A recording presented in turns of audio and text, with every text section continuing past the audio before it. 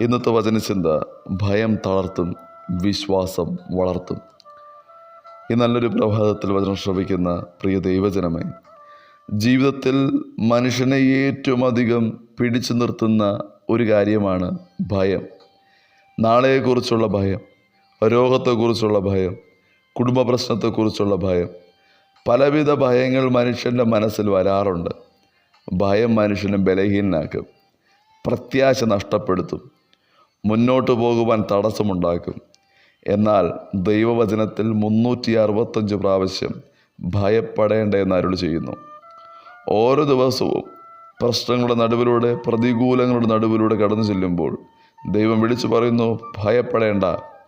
ഇന്ന് വചനചിന്തയിൽ നാം ചിന്തിക്കുവാൻ പോകുന്നത്, ഭയം നമ്മെ തളർത്തും, വിശ്വാസം നമ്മെ വളർത്തും. യെശയ്യാപ്രവചന പുസ്തകം 41-ാം അധ്യായം 10-ാം തിരുവചനം ഇപ്രകാരം വായിക്കുന്നു: ഭയപ്പെടേണ്ട, ഞാൻ നിന്നോട് കൂടെയുണ്ട്. ഭ്രമിച്ചു നോക്കേണ്ട, ഞാൻ നിൻ്റെ ദൈവമാകുന്നു. ഞാൻ നിന്നെ ശക്തീകരിക്കും, ഞാൻ നിന്നെ സഹായിക്കും. എൻ്റെ നീതിയുള്ള വലം കൈ കൊണ്ട് ഞാൻ നിന്നെ താങ്ങുമെന്ന്. ഈ വചനത്തിൽ ദൈവം നമ്മോട് വലിയ വാഗ്ദാനങ്ങൾ നൽകുന്നു. പ്രധാനമായ 5 വലിയ വാഗ്ദാനങ്ങൾ. 1, ദൈവം നമ്മോട് കൂടെ ഉണ്ടാകും. ഞാൻ നിന്നോട് കൂടെയുണ്ട് എന്ന് ദൈവം പറയുന്നു.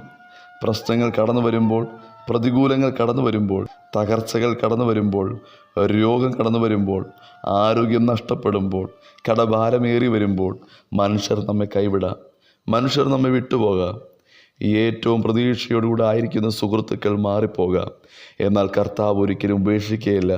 പെറ്റമ്മ മറന്നാലും ഞാൻ നിന്നെ മറക്കത്തില്ല എന്ന് വാഗ്ദത്തം ചെയ്ത ദൈവം, ഞാൻ നിന്നെ അനാഥനാക്കുകയില്ലെന്ന് വാഗ്ദത്തം നൽകിയ ദൈവം, ഞാൻ നിന്നെ കൈവിടുകയില്ല, ഉപേക്ഷിക്കുകയില്ല എന്ന് പറഞ്ഞ ദൈവം, നമ്മെ തള്ളിക്കളയാത്ത ദൈവം നമ്മോട് കൂടെയുണ്ട് കേട്ടോ. മനുഷ്യർ മാറിപ്പോകാം, ആരുമില്ലെങ്കിലും നമ്മുടെ കൂടെ ഉണ്ടാകുമെന്ന വാക്ക് പറഞ്ഞ കർത്താവ് യേശു ക്രിസ്തു ഏത് നിമിഷം നമ്മുടെ കൂടെയുണ്ട്. ഏതവസ്ഥയിൽ ഞാൻ നിൻ്റെ കൂടെയുണ്ടെന്ന് പറഞ്ഞ് ധൈര്യപ്പെടുത്തിയ മനുഷ്യർ ആദ്യം നമുക്ക് വിരോധമായി എഴുന്നേൽക്കും, നമ്മെ തള്ളിക്കളയും, നമ്മെ ഒറ്റപ്പെടുത്തും. എന്നാൽ ദൈവം ഏത് സാഹചര്യത്തിൽ നമ്മെ മാറ്റി നിർത്തുന്നില്ല, നമ്മുടെ കരം പിടിച്ച് നമ്മെ ഉയർത്തുന്നു. രണ്ടാമതായി, ദൈവം നമ്മെ ശക്തിപ്പെടുത്തും. നാം ബലഹീനരാകുമ്പോൾ ദൈവം ശക്തി നൽകുന്നു. മനുഷ്യന് അസാധ്യം ദൈവത്താൽ സാധ്യമാകുന്നു. ബലഹീനമായ സാഹചര്യങ്ങളിൽ ഭക്തനായ മോശയെ ദൈവം ശക്തിപ്പെടുത്തി. മോശയുടെ ശക്തി കൊണ്ട് ചെങ്കടൽ തുറക്കുവാൻ കഴിയുകയില്ല, മോശയുടെ ശക്തി കൊണ്ട് യുദ്ധം ജയിക്കുവാൻ കഴിയില്ല. എന്നാൽ ദൈവം ഓരോ നിമിഷവും തടിച്ച നാവുള്ള ഭക്തനായ മോശയെ ശക്തിപ്പെടുത്തി, ജനലക്ഷങ്ങളെ നയിക്കുവാനുള്ള ബലം നൽകി. അപ്പോസ്തലനായ പൗലോസ് അതിനാൽ വിളിച്ചു പറഞ്ഞു, എന്നെ ശക്തനാക്കുന്നവൻ മുഖാന്തരം ഞാൻ സകലത്തിലും മതിയാകുന്നുവെന്ന്. മൂന്നാമതായി, ദൈവം നമ്മെ സഹായിക്കും. പ്രശ്നങ്ങളും പ്രതികൂലങ്ങളും കടന്നു വന്നാലും, ഒറ്റപ്പെട്ട അനുഭവം കടന്നു വരുമ്പോൾ ഓർക്കുക, ദൈവത്തിൽ ആശ്രയിക്കുന്നവർ ഒറ്റയ്ക്കല്ല. ഈ ലോകത്തിൻ്റെ മനുഷ്യർ ആരും സഹായിപ്പാനില്ല എങ്കിലും ദൈവം നമ്മെ സഹായിപ്പാൻ കൂടെ ഉണ്ടാകും. ഭക്തനായ ഏലിയാവിനെ സഹായിക്കുവാൻ മനുഷ്യർ ആരും ഉണ്ടായിരുന്നില്ല. എന്നാൽ ദൈവം കാക്കയച്ച് ഭക്തനെ പോറ്റി.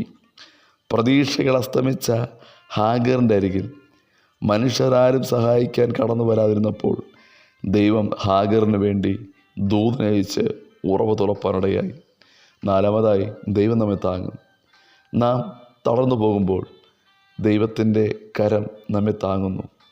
പത്രോസ് പ്രതികൂലമാകുന്ന തിരമാലയും കാറ്റിനെയും കണ്ട് ഭയപ്പെട്ട് വെള്ളത്തിൽ താഴ്ന്നപ്പോൾ കർത്താവ് യേശു ക്രിസ്തു കരം പിടിച്ച് പത്രോസിനെ വെള്ളത്തിൽ മുങ്ങിത്താഴുവാൻ അനുവദിക്കാതെ കരം പിടിച്ച് എഴുന്നേൽപ്പിച്ചു.